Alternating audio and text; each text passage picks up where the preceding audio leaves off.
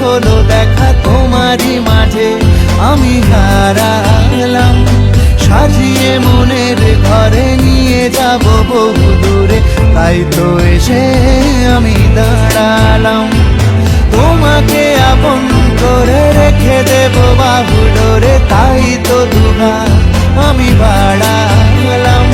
সাজিয়ে মনের ঘরে নিয়ে যাব বহু দূরে, তাই তো এসে